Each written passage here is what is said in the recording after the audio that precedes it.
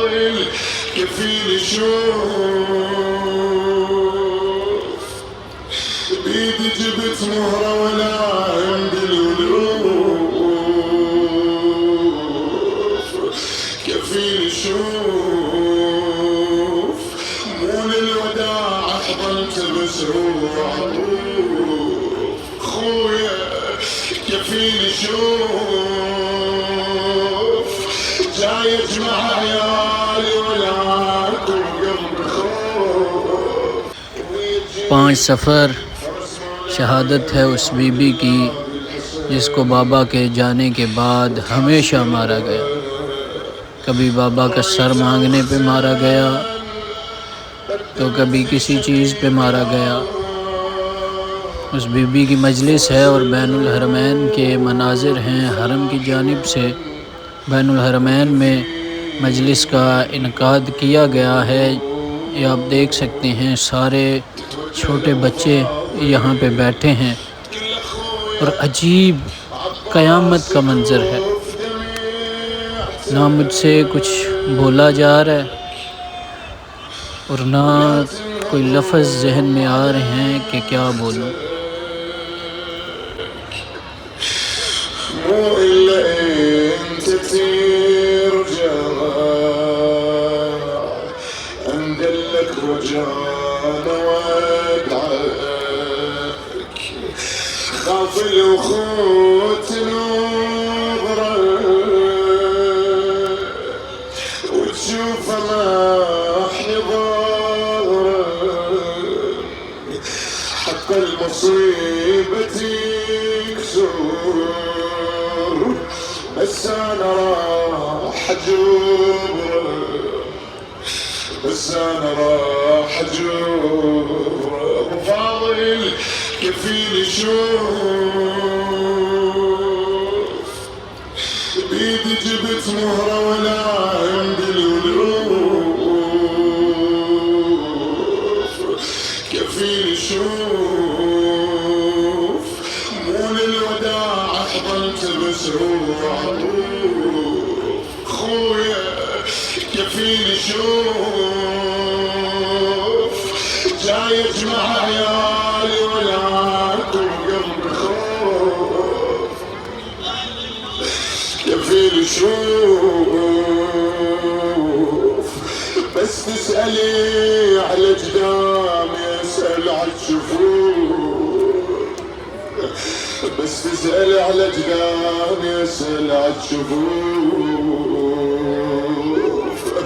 ومرت على اخوته هذا البيت اريد اقرا لك اياه حتى تنهم اكثر حتى نعرف قيمة هذا المكان وشنو لازم يصير هنا غير النياح ماكو غير البكاء ماكو ولا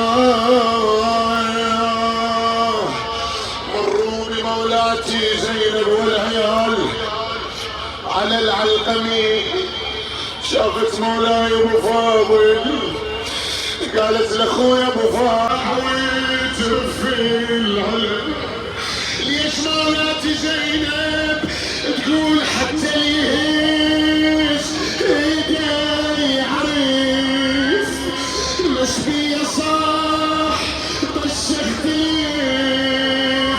شلون تختلفي مولاتي تقول عندي اخو ما له شبه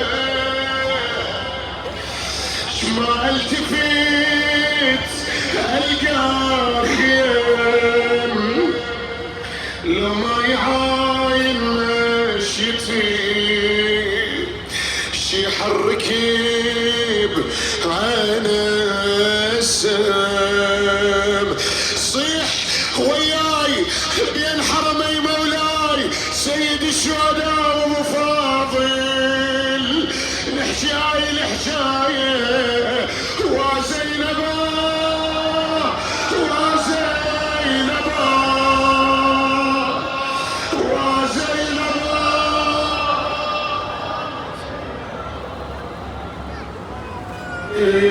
تقل جيتك للنار ما قاطر اليد فزت تلاقي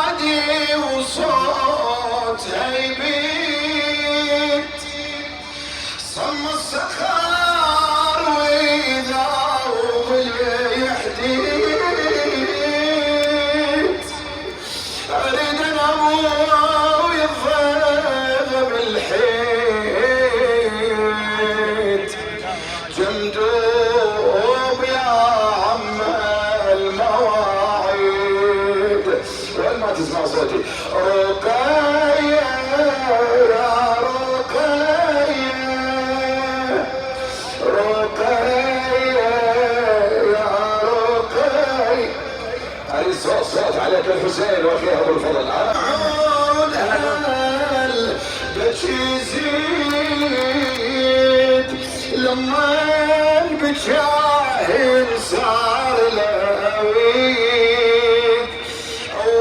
وصلت الصاحة المجلس يزيد، وصلت الصاحة المجلس يزيد. ويا صاحة رقية، رقية يا رقية. وينك؟ هلا بهالصوت. رقية يا رقية، يا بن شد هنا صار حادث جديد، اسمع بوجهي زلزل البيت، قالوا له خدامه والعبيد طفلة حسين العودة. انا حرق قلبي الى زينب لما نظرت